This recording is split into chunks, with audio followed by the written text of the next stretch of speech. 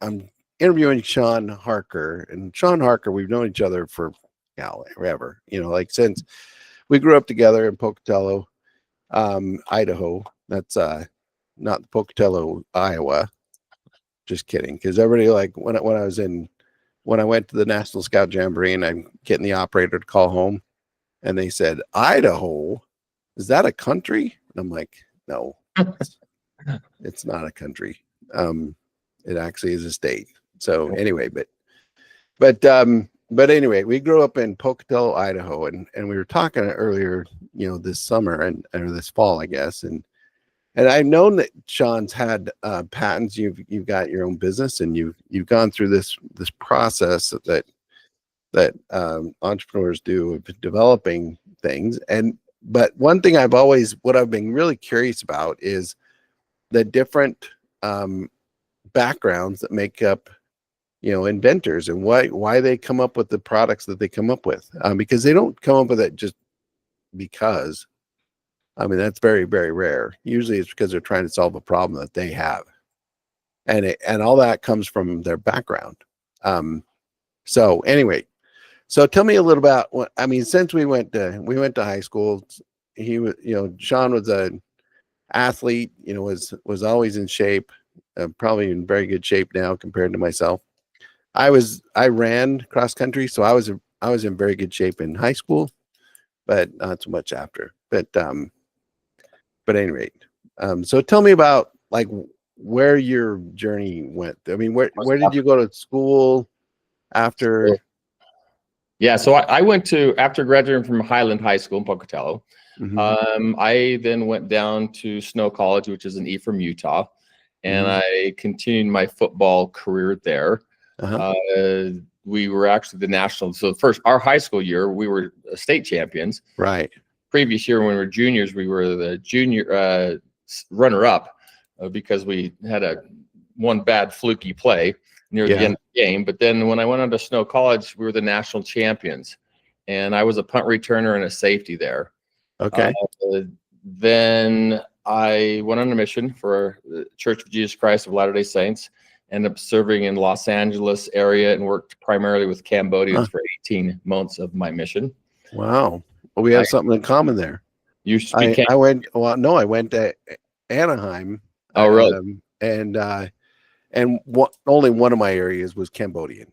Oh, really? But I was in a Cambodian area for a branch for a while. They transferred me after 6 months, and I ended up speaking Cambodian and learning to speak it on the fly. And anyways, had a companion for like 18 months. Yeah. And it was freaking awesome. He's a super stud. So anyways, there's that. And then I got back, played more at Snow College, got married during my sophomore year. I didn't really have a strong plan, except I wanted to go to engineering school. Ended up getting recruited by a school out in Pennsylvania, at Lehigh University in Bethlehem, Pennsylvania. Yeah. So they recruited me to go play. Hang on 2 seconds. I'm going to put you on pause. For my daughter's calling me. Okay. Hey, sweetie, it's your birthday. Hey, sweetie. All right, got to coordinate. She is 19. She's playing collegiate softball for Salt Lake Community College, and she wanted to borrow my car. So she wanted to we have an extra car just for these reasons back at the house. So she's doing that. So anyways, switching back over to football, and I got a scholarship to go play football for Lehigh University, and I was actually married that sophomore year to a lady I met at Snow College. We got married in February. We jumped in a vehicle in May, June, and drove to Pennsylvania, where I continued my engineering degree and my football. I was actually selected as the first time ever, their first team academic All-American. Wow. At Lehigh in their 100 years history. And I was also, I think, the first one for Snow College as well. Wow. So that's kind of fun. Yeah. I then went to University of Washington in Seattle, hoping to land a West Coast job so I could finish my master's degree in engineering, and ended up landing a job in Virginia. Uh-huh. So went back there and worked for another company there, and then also in. Then they transferred me to North Carolina, and then I ended up about that time I had my business up and running full time, so I could jump ship, which is another story too. But the first Mhm. product I invented was actually from our high school coach, Dirk Cutter. Uh-huh. Play for coach for Atlanta Falcons, et cetera, et cetera. Right. He came to me and said, "Hey, can you design a software that would analyze tendencies of football?" And so I Mm. was in a computer class, and so that was my first experience designing software. And so I designed software, gave it to the coach, and ended up selling it that summer for my summer employment. Wow. So I sold that, and then came back from my mission. By the time I got back, software developed way further than putting it on hold for 2 years. But at the Right. time, it was the top of the line software. Uh-huh. I got back and I designed my first product that I could have sold in college. It was for one of my design projects. It was a keyless drill chuck. Uh-huh. And the reason why I designed that one is because you asked what's the purpose. I had one of those mini little electric screwdrivers. Yeah. And at the time they had little hex drop-in pieces. Right. And it would either have hex drop-in for a certain drill bit size or for a Phillips screwdriver, or for a flat screwdriver. And I'm like, dude, I just want to put any drill bit I want Right. in there. Mhm. And there wasn't a keyless at the time. There was all keys were required to, change drill bits. Right. And so I invented a keyless drill chuck that would fit inside of a screwdriver. Mhm. And I think some of the same technology is currently used in other ones, but I never patented it. I'm like, okay, I don't. Right. Someone says, "What are you going to patent it?" I'm like, I don't know anything about patents, and I don't have the Money. bandwidth to do it, etc. Right. And then the next product I designed was during my master's degree. Right. And it was lifting weights. I still remember lifting weights, doing a row, and I wasn't getting enough resistance or enough pull on my shoulders. My fingers were dying. They're just little baby muscles in your fingers. I'm like, there's got to be a way to bypass your grip. So I invented a product, a strap. I was like, how could I do this with a strap, something cost effective? So I went to the fabric store, I was looking for some fabric, and like, oh, this might work. And I had the lady, hey, can you make something like this, a little loop of fabric, and let me try it out. Mhm. Does it work? So she said, I'm not supposed to, but I'll do it anyways. So it wasn't quite the right dimensions. Came back to her and said, hey, can you make a different dimension? She said, I'm really going to get in trouble if I keep doing this. So my wife ended up finding a home sewing machine at a garage sale for Mhm. $25. Yeah. And I remember buying like 25 yards of fabric. And I'm like going, what in the freak am I going to do with 25 yards of webbing? I have Yeah. no idea. But I bought the fabric and I started dinking around with making it this way and this way. And, this is before the internet. So trying to find padding and Velcro is almost impossible. Matter of fact, my first pad that I found was from a cozy cup, one of those beer Yeah. Yeah. coolers. And I cut it off and I didn't know what it was Mhm. called, cut it up and sewed it on. And then I, had to try to find a supplier for this stuff. And of course, without the internet, trying to find a supplier of anything was really challenging. Right. And then I took it to a trade show to see if anyone would buy it. And I sold enough to pay for my hotel room the first 2 days. And then the third day of the show, I sold 300 pair, and it takes 45 minutes to make a pair. Uh-huh. And so, making one or two on the weekend for your friend is not a big deal. Making 300 Right. pair is another problem. Yeah. And so I think at that time, since you want to talk about patents, I'm like, hey, let me get a patent on this. See if I can do it. And so I didn't have the money. I was broke, just like everybody out of school. And so I tried to write it on my own. Right. And wrote it on my own, got one of those how to patent yourself books, try to do the whole thing. And basically, if anyone's gone through the process before, they know unless you have a really poorly written patent, if you have a poorly written patent, then you'll probably get instantaneously, you'll get a patent on it, but it's going to be a worthless patent. If you want something that has any teeth to it, you need to try to grab as much land grab as you possibly can. Right. Right. And it's very tricky to look at all the pre-existing art out there Mm-hmm. and try to craft with the right wording to try to say, this is what I want and this is what I Right. get. Usually it comes back and the Patent and Trademark Office says, hey, we're going to reject it for all these reasons, but we're not going to tell you all the reasons. Then you have to guess. And you Mm-hmm. have to try to go back and forth. And sometimes you even have to negotiate with the Patent and Trademark Office to Right. do whatever. So I didn't patent that one.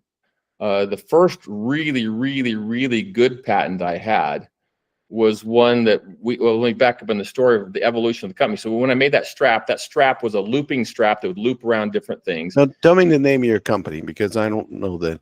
So the name of the company is called, the official name of the company is called Harkin, Hark''N Technologies. And that's a play off my last name, Harker. And the reason why I did the Harkin, they had a little tagline called listening to provide innovative solutions. So the concept of the company was I was going to listen to what the customers want, and I would design whatever you wanted, and I would make it. Right. That was the concept. I'd be a product development company and hopefully have the manufacturing capabilities to do it. Right. Okay? So that's what it was. So the first product I designed was a strap that would loop onto things. And so the name strap and loop, I smashed it into one word, calling it Stroops. Oh. So our brand name is Stroops. So strap and loop, Stroops became our brand. And that was actually the name of our first product. But it really became our brand when I was at a trade show and some guy's like, oh my gosh, all your products are so innovative and creative. And Stroops spells sports backwards. That is genius. And we're like, huh, has an extra O, but I was like, wow, that's genius. So we said, that's going to be our brand for our product brand. So, but we do currently white label for other people. We manufacture co-branded stuff, white labeled, and we make our own brand Stroops products. So that's what it is. So that's the name of the company. That's the name of the brand. Most people know us by our brand. Very few people know us by the name of our company. Yeah. That makes sense. So, I mean, if you want more history on the product development, I can tell you more why the patents, but maybe I should let you talk and guide me. Well, no, I mean, this is interesting. It really comes down to, you had a problem, you tried to find a solution. You were an engineer. Yep. So you knew that there was I studied, I got a degree in chemistry, but before while I was studying chemistry, I was always a tinkerer. Mm-hmm. I was always, when I was before that, while I was going to school, I came up, my cousin said, wouldn't it be great if you had a headband that didn't go around the front of your head and just attached your glasses? Yep. And I didn't wear glasses. I didn't wear sunglasses really. I didn't ski, and he was a skier. So he was like, I really like going this back before helmets, so he says, I like to just have a headband, but you put glasses on, it makes a gap. Yep. And so he went off to basic training for the reserves, and I'd already gone before my mission. And so I was in the reserves, and I was, so I started I started like trying to figure out the solution. I was like, well, I cut it off, and then I'm realizing, you get this gap because your head actually has, your eyeglasses go at this plane, and your headband goes at a different plane. Okay. So transitioning from that plane causes gaps when you have a flat piece of fabric that goes around your head. So I got a patent. Ironically, my cousin did, his brother or father or father-in-law or brother-in-law's father worked for a patent office or for a patent firm, a law firm. Anyway, he filed for the patent. We got it. But it was, and he didn't include me as the inventor. And I'm like, he says, well, it was my idea. And I'm like, yeah, but you did nothing to develop it. Right. You didn't solve the problem. Right. You just had the idea, you had the problem. You didn't solve the problem. Right. And so years later, I found out that I wasn't in the even included, and I was like, "Well, come Did you on." make any money at it? Did anyone I make any money at it? we went to trade shows. We were getting it made in cottage industries. It was using neoprene, so Mhm. we were stamping out of neoprene, and then so we were going to local places that had a press, and we'd get a stamp made, and then we'd have the attachment sewn on by back this right here, this bicycling magazine. Mhm. That's the product. And so it was called Hot Ears. And so we went to trade shows. What I found is that we went to ski trade shows and we sold enough to pay our bills, Mhm. but then it was a matter of, but I was leaving school and I was studying chemistry, and I was flunking out of school. So I was like, I gotta do one or the other. So we put Right. it on hold. Right. But I found that most companies, especially like ski companies, they didn't want to buy one product from a company, they wanted to buy 5 products. Yep. So without having a multiple product line, then we're kind of dead in the water. Yep. So so this is about 92. I also at the same time I was taking chemistry, I was also taking took industrial design. Okay. And so the reason I bring this up is because the thing that frustrated me about industrial design school is they teach you how to solve all these problems and create these Mhm. products, basically Mhm. inventing things. Because it was like, how do you make a knife and fork that does this, whatever. And then that would be the task. Or Right. take a 2x4 and make a chair out of it, that. So then you got to strip it up. And anyway, you got to use as much as you can and make it into something. Right. And so that was the exercises that you would end up having. But what frustrated me is that they teach you to go to work for Apple or somebody to make these products, but they wouldn't teach you how to run a company. Right. And so so it's like, well, why wouldn't you have at least some, and there were a few people that I helped, like with neoprene and things like that. Like with there was a company called Lizard Skins. Yep. So I I know. helped him get started and taught him how to, work with neoprene, and source it, and anyway, that kind of stuff. He But sold his company and made some decent money. He's down here in Utah. yeah, he's from Utah. But yeah, I think he probably made some good money. Last time I saw him, I was running for the state senate, and he helped me print my campaign signs. Oh, good. And so I went one morning and just knocked him out on his press. Oh, good. That's awesome. But that was 2020 or 2000, year 2000. So it was a long time ago. Yeah, I work with a lot of inventors, and they, to put a whole package, like you're talking about the business side of it and everything else. Mhm. When I talk with inventors, I says, what role do you want to play? They have this new cool idea. And I says, Right. what role do you want to play? Do you just want to invent it and then sell it to somebody, the concept? Do you want Yeah. to royalty? Do you want to be the manufacturer? Do you want to be the distributor? Do you want to create a brand? Do you want to do all these things? And people are going, they're like, don't even know these questions to think of, ask. And I mean, I'm working with a guy right now that I helped him with his product too, but he wanted to create his own brand. He wanted to create his own everything and start from ground zero, his own distribution. I'm like, great, have at it. But it is a long, hard road. Right.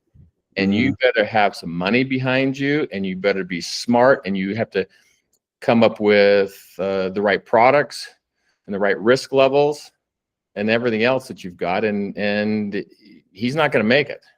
Right. I mean, most of these guys don't make it. And No. And one of the things that I've created with my product line and the way the business is I had a goal to go from concept to market in 48 hours. And people are like, what do you freaking talk about? Usually it's like, and usually the process is you have a guy like your history. Some guys like, hey, I want to have a light that goes on top of my, under my head. Right. No idea how to make it. Don't know how to draw. Don't have the mechanical incline. They don't have the marketing ability to get it there. Right. So usually what ends up happening is that guy ends up talking to some engineer guy who's like, oh, I'll sketch it out. Some industrial design guy. Right. Or a CAD dude. He makes a really cool design. Like, yeah, that's super cool. An art guy. But then you can't make it. No one knows how to make it. Out of that, what materials? How do you do that? And so it goes back and forth between that and the materials guys. And well, yeah, it takes a mold. It's like $50,000 for a mold and this. Right. And they go back and forth, around and around and around. And then you finally get it done. And then the guy says, okay, I'm ready. And the mom and pop guy likes, okay, I can make 4 a day because I have another job. I can do this on the weekend. So your cottage business. So no, I need 400, 500. And like, no, we don't do that. So then you have to find a in-between guy, and you have to have a mass production guy. Right. And then once you do that, then you're like, well, I have to have my ability to get my product to market quick. And I don't know if all the headbands are going to be too stretchy, or the light's not bright enough, or not, the battery power is not going to last, or this is China. If you decide to go to China, oh, they shipped us a bunch of ones with crap light bulbs in them. They don't even work. Right. So you got 10,000. I have one of my customers or associates. He's like, man, I designed this new fitness product. It was awesome. I got a scream of a deal from China. I had to buy 40,000 of them for $10 a piece.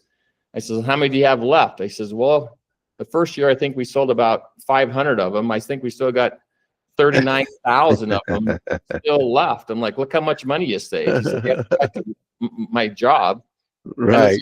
This other guy, he had to buy like a couple $100 parts, and he's probably sold 4 in 2 years.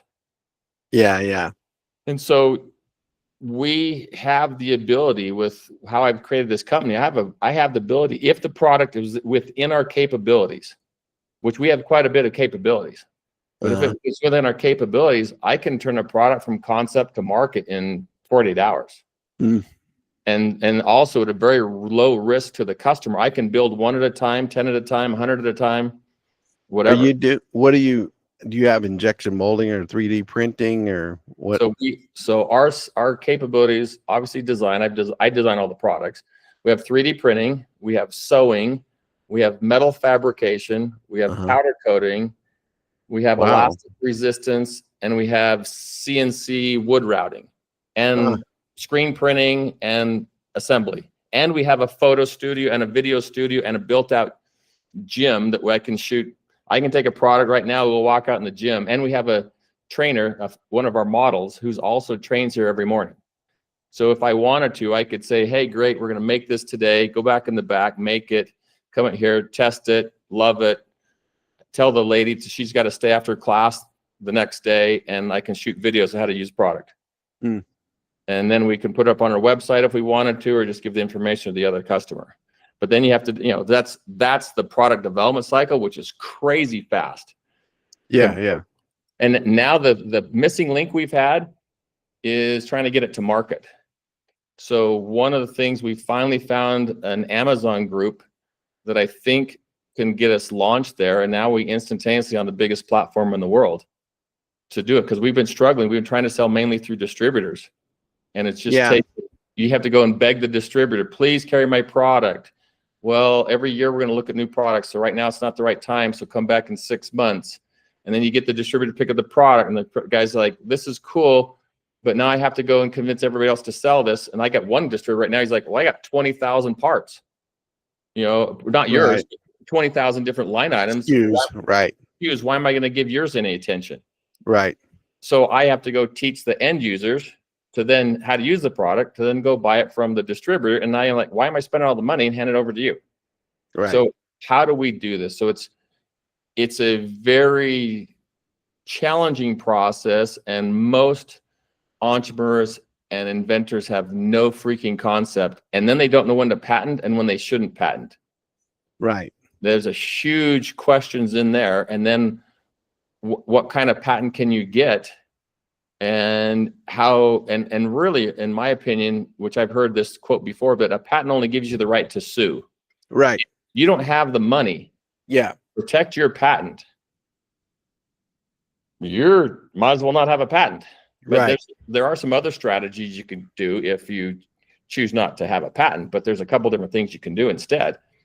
But really, because we've had to sue some really big companies, and we've had to spend a lot of money on legal. Right. Sometimes Yeah, it's the worth. bigger the company, the bigger the money Oh yeah, you got to spend. and you're like, okay, let's go back to your eyeglasses with the thing. Like, okay, maybe that's cool, and maybe, but REI sees it, says, I'm going to go copy it. So I Right. think it's a really cool idea. They copy it. They may or may not infringe on your patent. It could be gray area. Mm-hmm.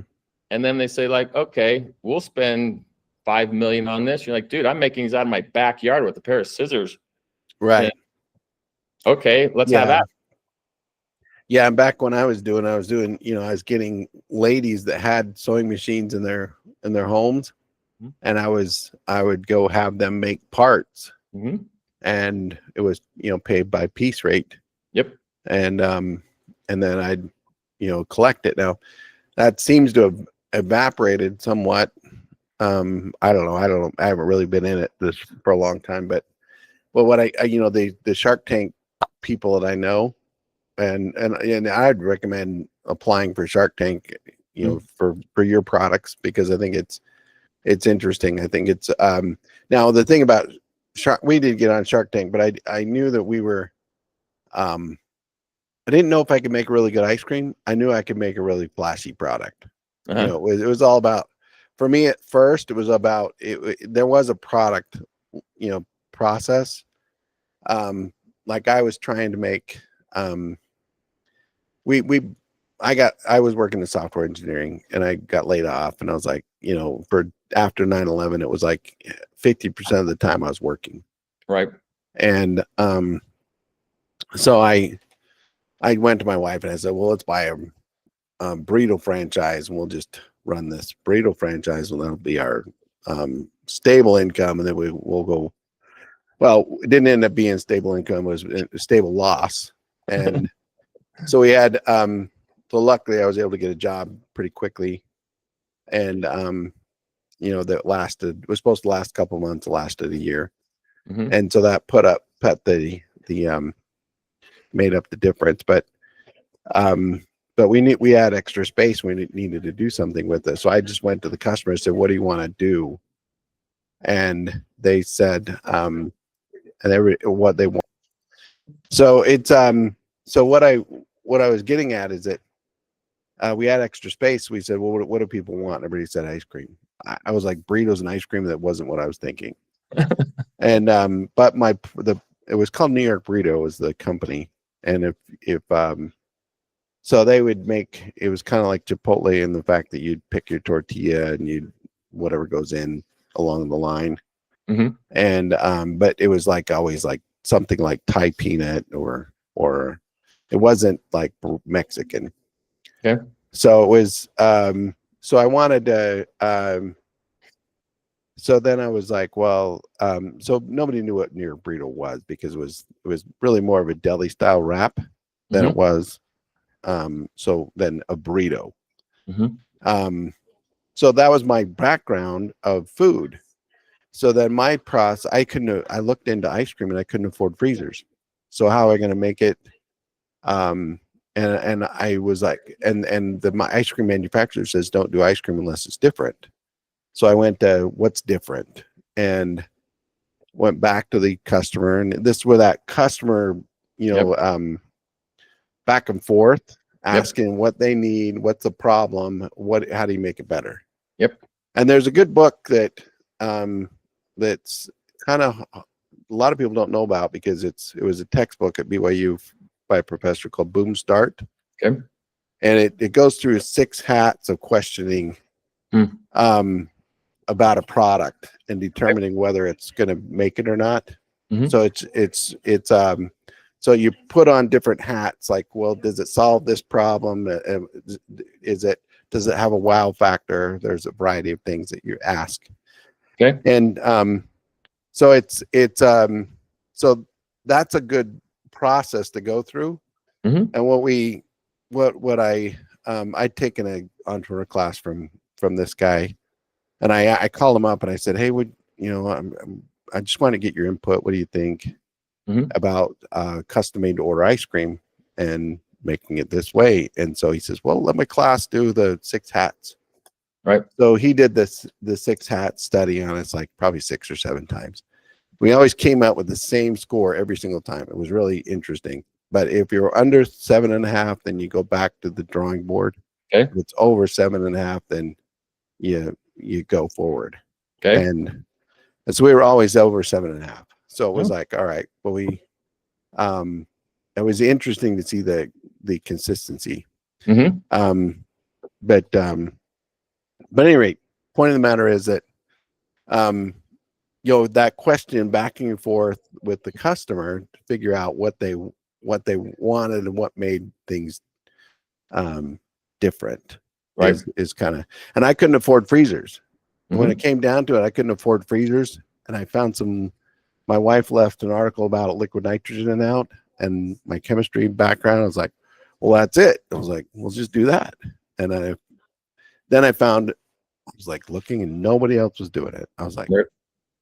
all right, well, let's, we got something different. Right. And that's kind of where things started. And then I found some military surplus equipment for $100. And so I was like, let's try, working with it with $100.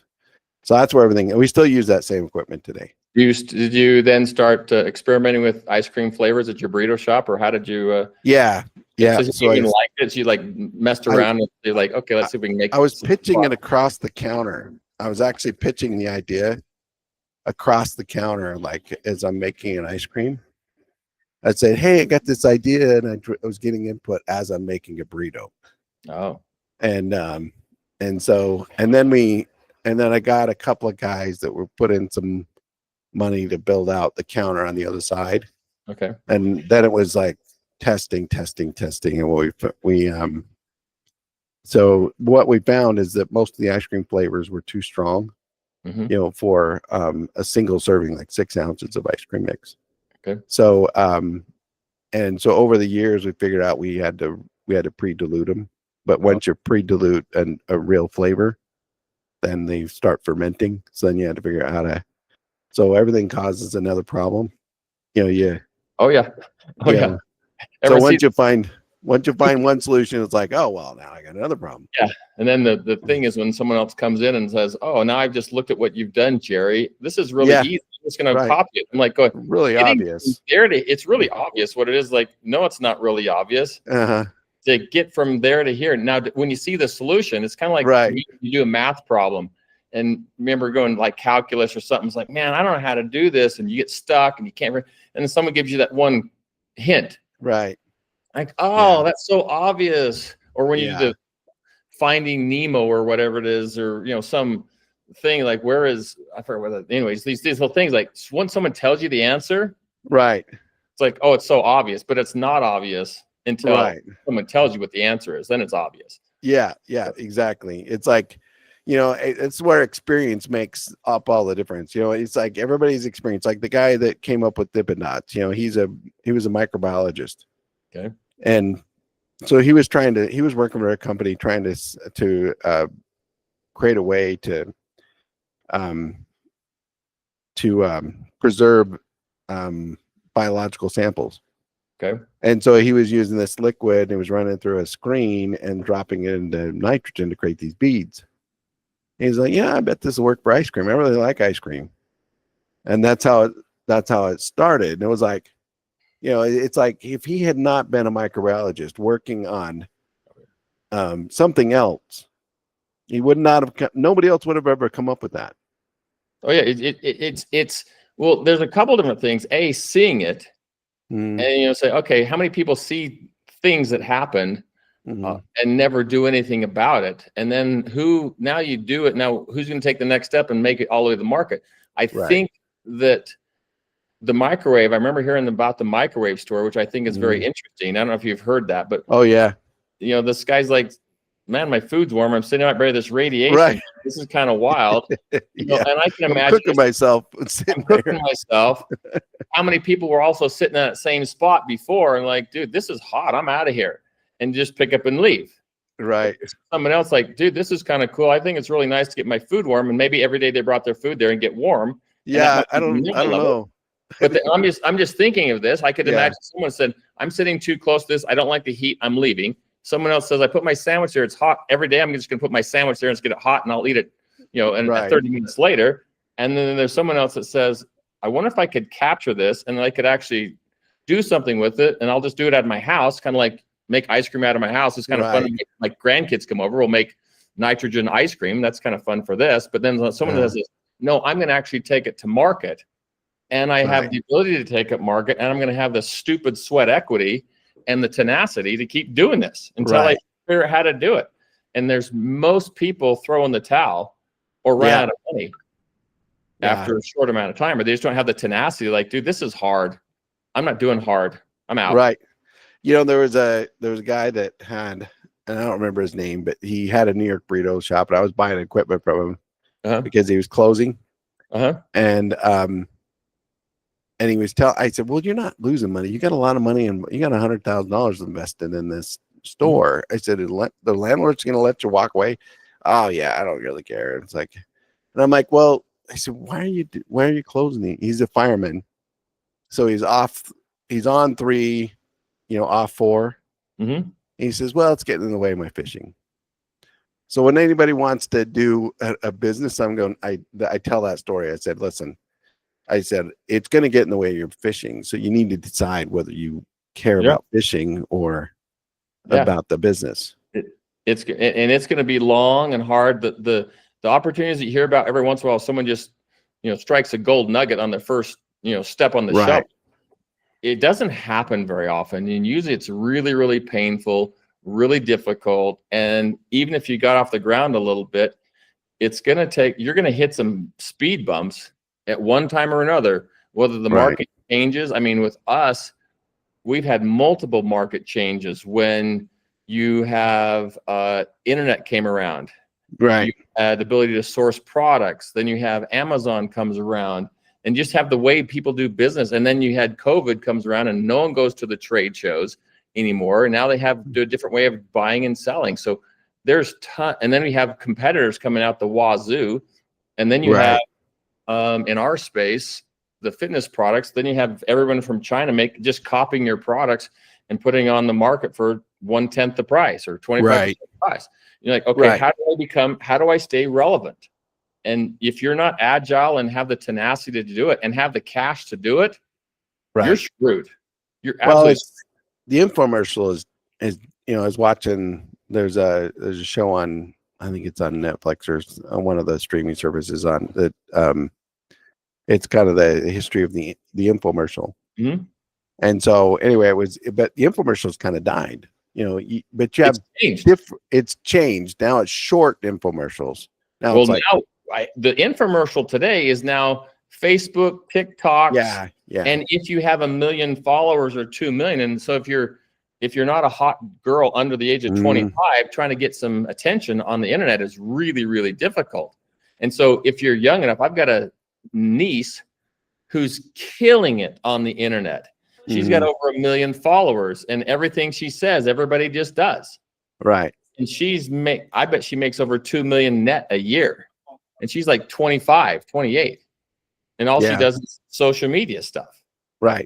And so the world of sitting back home watching QVC, HSN on TV, you don't even know how to get to them anymore because there's 10 million channels and you can't figure out which one's which. That's my parents, but the whole market's changing. And so we're trying to figure out how to anticipate the next change and be relevant because of space. Yeah. And I think going live is a big thing. I mean, doing live TikTok and live whatnot. I've not done whatnot, but I see Gary Vee doing it constantly. So Gary Vee is a big believer that the next wave of product, selling products is whatnot. And so now that's great, but I'm looking at this. I don't know what all your day is like, but I'm still the president, CEO. I sign checks for people and they do help with the payroll stuff, product development, for the manufacturing, help with the stuff. I'm like, that's great. I don't have 2 more seconds in my day to try to figure out how to do a whatnot. I can't figure out how to post a YouTube video. So It's like, Well, those are really things that are great. Like, no, Sean, you need to be doing this. well, I'm like, yeah, I get it, and it's and this is where I think you need you can't do it all yourself. You got to figure out how to. I got to figure out. The problem is I don't have the money, yeah, so that's the it's like problem. now how do you figure out how to? It's the cash flow. It's like, well, yeah, I know exactly what to do if I had a couple $1 million sitting around doing nothing. So it's like, all these are great ideas. Do you have customer information? Do you have any customer information of like who's using your product? I mean, per people, not. I know the type of people are using our product. Absolutely, I know who they are. But Okay. but then I've actually hired multiple different types of marketing people to try to figure out how to reach those customers, and they cost me more than any extra revenue they bring in, hands down. They can't. I've had probably 5 or 6 different companies or groups. How many No, people do you have in your affiliate program? I don't think we have any in our affiliate program. Maybe 5. Okay. We don't, Okay. because what has to happen is now I have to have someone run the affiliate program. Mm. So affiliate program is great, but someone has to run it, has to vet it, has to negotiate the deals with all the affiliates, has to put it all on paper. We've got an affiliate program, but you have to vet them, because there's a whole bunch of robots that want to come do it too. And so you have to vet everything out. Then you have to negotiate with it, set them up right, blah, blah, blah. It's not easy. It's No, so, I know. and so No, I get it. I don't have a person right now who can do it. And so Yeah, right yeah. now, I do bring on a person. I did have a person at one time, was probably trying to oversee it for 6 months to a year, and she couldn't close more deals than what she was getting paid. She Right, couldn't. right. So it's like, yeah, I I got know. the person to do it. That is the struggle. And it's finding the right people, somebody that actually can do it. Mhm. There's a book that we started listening to because somebody was mentioning it. Was called Who Not What, I Mhm. think is what the book was called. And it's about finding that you're the who, not the what, because you know what the what is. Now it's who. And so for instance, like in the book, it talks about this idea, and this motivational speaker, and he says, well, I need this, and so he wrote it down. I need to write a book on this. So he's doing these seminars, and then somebody comes up to him that's a book writer, and he says, hey, I'd like to talk to you about writing your book. Mhm. And I think one thing I need to do is write down, like either putting it on a board or something like that, just saying, I need this. Right. And like one thing I've been praying about, we both believe in prayer, I think. And it's what I've been praying for recently, I guess, is that the people that I need be led to us. Mhm. So so I think, but one thing that I have got to learn is how to give up doing things, because I do the website, I do I do it all. My Right. wife does all the bookkeeping. It's like, listen, you got to stop doing the bookkeeping. We got to have a bookkeeper. Yeah. Because we can't do it all. You got to figure out what you're going to keep, what can you not keep, Right. part of the reason why our business and your business is still around is the tenacity. Well, Right. that's great, but you got to throw in one of my son, he's actually a financial planner right now. He used a great analogy for me. He's like, basically, which horse are you riding? Are you riding a donkey? Right. You're riding a quarter horse? You're riding an average horse? Because you jumped on a horse 20 years ago, and I jumped on a horse 20 years or whatever it was when you got in your ice cream business. I got on a horse in the fitness business. I'm like, this is the horse I'm riding. I could jump it right now and try to get a different horse, but I have to learn the whole new systems. Yeah. And what I see in what you're doing is that, you people can come to you and have a product designed. Mm-hmm. Okay.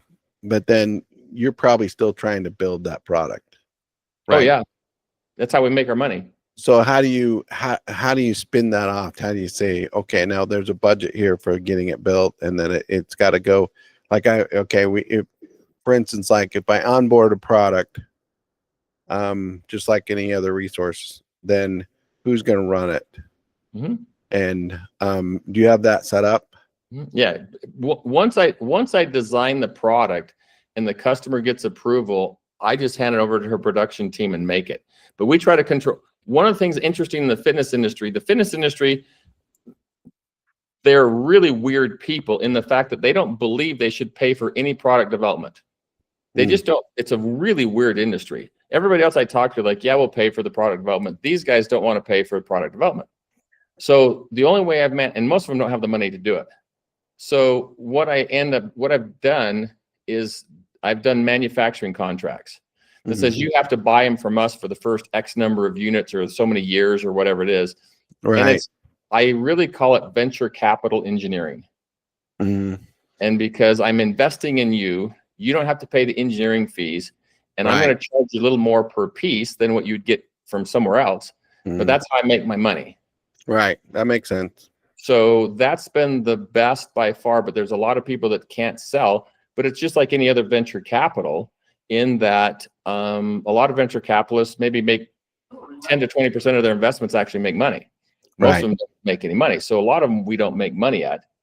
But when we do, we usually make pretty dang good money. And in addition to this, because of the way I've designed the products and what my knowledge is, I can design. I've had one guy just reach out to me like 2 or 3 weeks ago. He was giving me a lead by someone else introduced him to me. And he said, I've been working on this for 10 to 13 years. Don't know how to make it. I'm a physical therapist. Don't know how to make it. Can't figure out how to make it. No one else can figure out how to make it. Blah, blah, blah.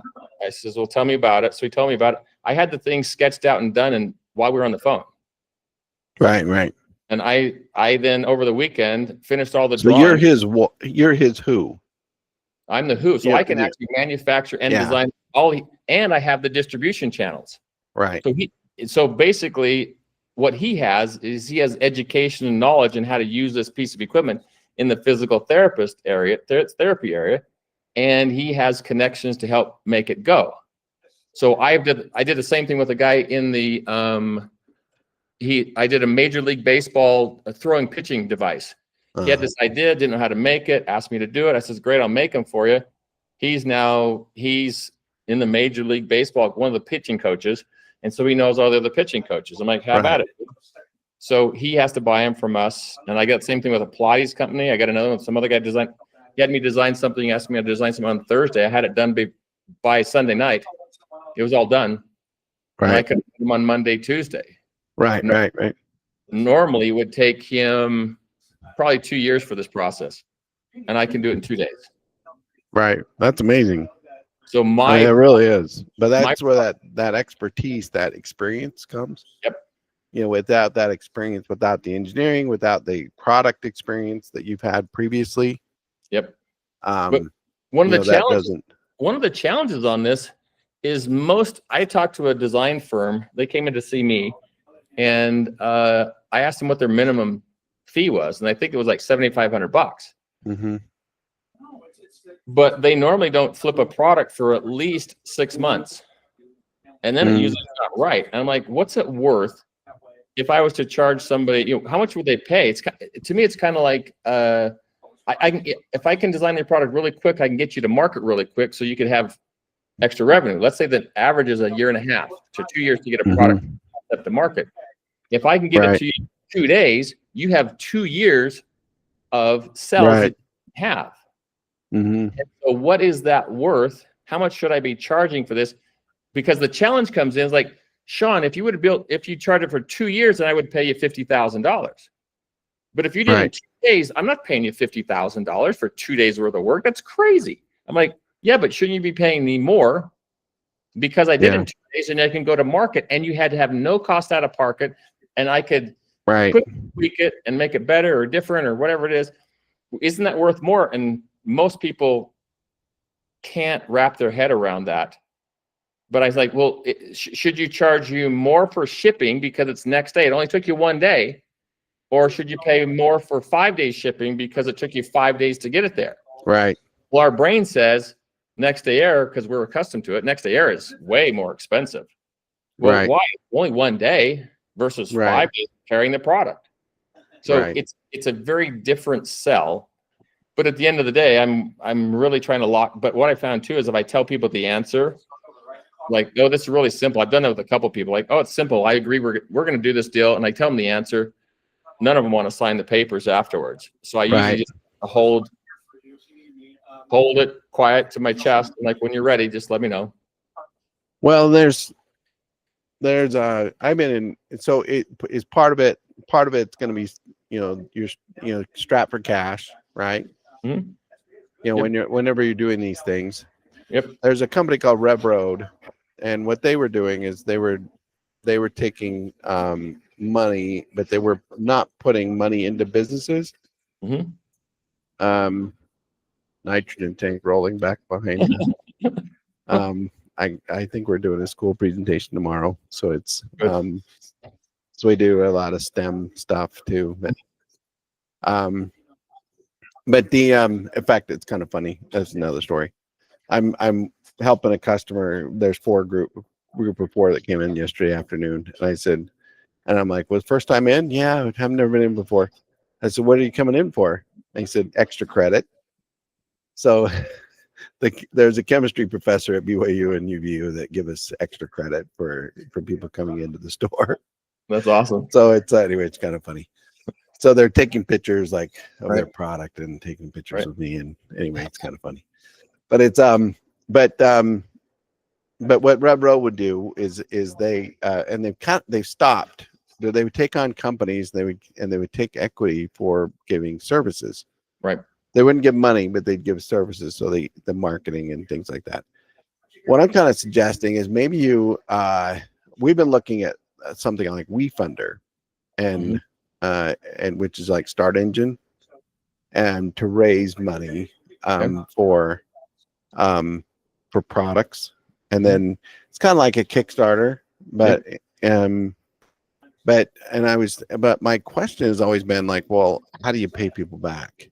Because it's and the guy came up with an interesting thing, and I'm going to do it actually for a store, and paying 1 to 1.5% of revenue of that product, and every time you get, so it's a royalty, you get paid back to the pool, right? And it's but if you could have something like the next product, you show your past experience with, and then raise the capital in advance and say, listen, if you want to do this, we can do this this product, it'll pay for it, kickstart it, and then we get our fees out of that, but it all comes under your umbrella. Yeah, we can look into it. It's time. But I've gotten pretty good with these guys, and they'll coach you. And so if you set up like the Who, like they've got some marketing partners, right? And they'll help you with the marketing of that offering. And so then that your customer would pay for that marketing, and they'd raise the money. It'd be all under your umbrella. So keep it under your umbrella, because that's how you're getting paid. Then they get the so anyway, it's just a thought. Yeah. Super I'm thinking of like, I think we're still in the same boat of still trying to do everything, and yet we need to figure out how to spawn that off. And some of that is to get the cash up front so you can start building something else. It's different ways to do it. And then I've tried multiple times to hire some extra people. We have a lot of people here. I mean, we have a decent number of people here, but the big one right now that's a gap is a salesperson. We've had basically the sales guys have basically sat around and done nothing. So I have to find the right salesperson and marketing people. Those are our 2 weak links right now. I'd talk to Jeff Jones and get some advice from him. What's he do? Well, historically, he's been the head sales guy, worked all the way up through for Mighty Light.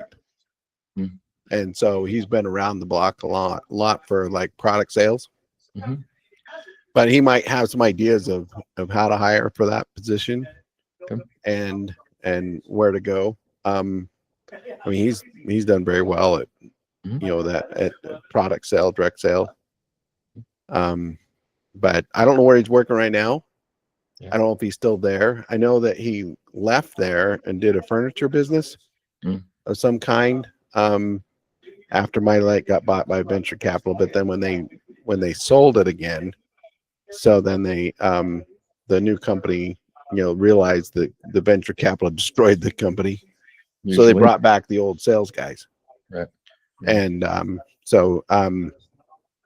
but anyway, Jeff is, he obviously talked to you and gives some insights. Always helps to hear that.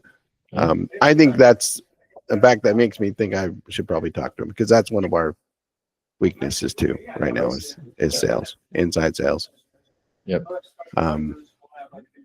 So it's what else do you want to cover? I gotta jump off soon.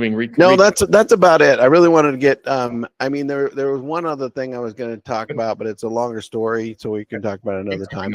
And that's the prosecution of your patent, like fighting the patent. Yep. Because it's how do you protect your patent, and how do you make money? In my opinion, most patent lawsuits are a waste of money. Because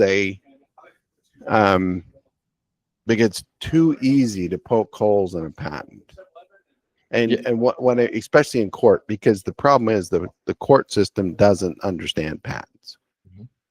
So you're dealing with patent office or a judge that really doesn't understand patents, and that's what you're dealing with. I think a lot of it's also in the crafting of your claims. Yeah. So if your claims aren't super clear and identified, and you can get around them pretty quickly, that's one of the reasons why we don't do process ones, because it's really challenging to identify the process and all the details, and to try to say you're following my process. I've seen many people process patents, it's really, really difficult. If you have a product, then you can kind of describe the features of the product.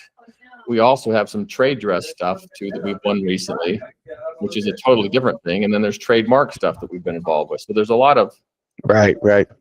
Now I was talking to Matt Alexander, who did the Luma Bowl, product that he was on Shark Tank. Is that Kevin O'Leary helped him out, but what they did is it was a motion sensor light that went in your toilet bowl. Okay. And so anyway, the point of the matter is, he was saying he recommend, if you're going to get a patent, also get a design patent. He says that often the reason for the design patent, now, I've never really been a big believer on design patents, but he said that the reason for the design patent is because the port of entry, if the design patent, they can see, well, it looks like this, and they'll often interdict. Yeah, it's all in the claims and how you do it, because a lot of the stuff is really challenging to get a patent. I've got a design patent on one of my products, maybe two of the products. It's really hard to enforce, and it's really hard. It is. I'm in the middle. I'm helping a guy out on a lawsuit that on a liquid nitrogen product, and the crazy thing is this. I'm just going to say one thing about it.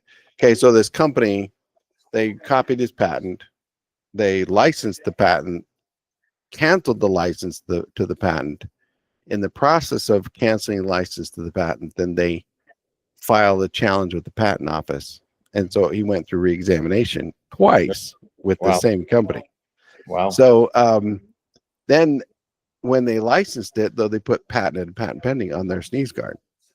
Well, it used to be that people could actually individually enforce that, but they changed it during Obama, so that only the people that could enforce it was the federal government, which they don't enforce it, or somebody that has a direct competition or direct loss, and which is very few. So this is the first time that false marking of a patent has actually made it to court. Wow. Since 2011. Wow. So it's so because most people don't have standing because of the way the law was changed. So it makes it, patents are incredibly difficult to defend. The guy with Dippin' Dots, spent $10 million on a lawsuit and ended up with a stalemate. Yep.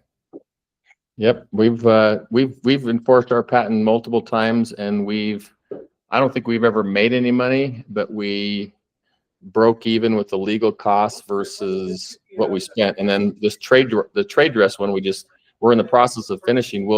We should make money, but right now the attorneys are taking all the scraps, so we may not end up with anything. So it'll be interesting. There's the guy that Blendtech, he spent $12 million over his patent on his jar. But he ended up winning and getting 24 million. Yeah. So it was that was the Blendtech versus Vitamix. It happens, but it doesn't happen very often. Yeah, it doesn't happen very often. If you don't what I found is that the funding companies, the people that will fund patents, they want 10x, which is fine. I'm okay with that. But they won't anymore. They're just like venture capital. If you don't have a $3 million spend on legal, then they don't want to take it. Because they only have a limited number of lawyers they can put at it, so they got to get a certain return.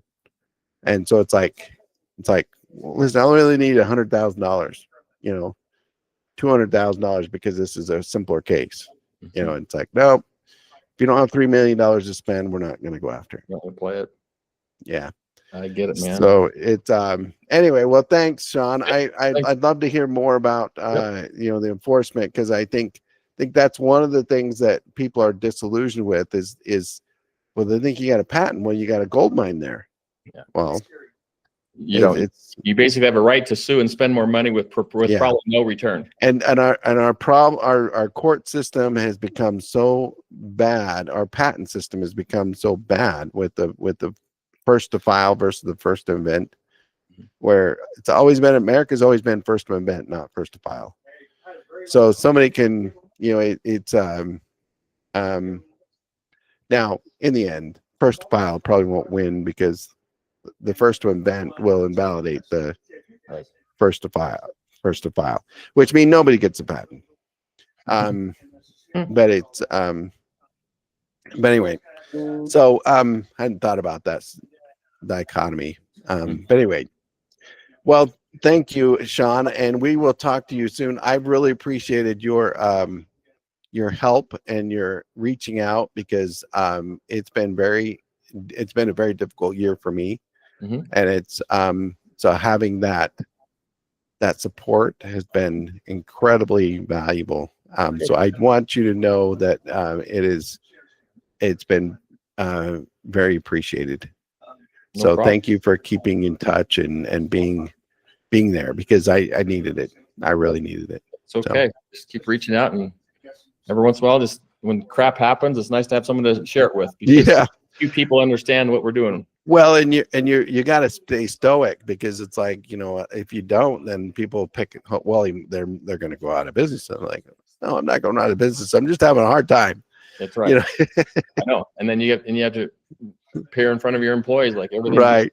And like, exactly. Hey, and so yeah. Well, let's talk again soon. And it's been nice talking to you, catching up to date, and good luck with your fun adventures, man. Thank you. No problem. All right. Thanks to you soon. Bye. Take care. Bye.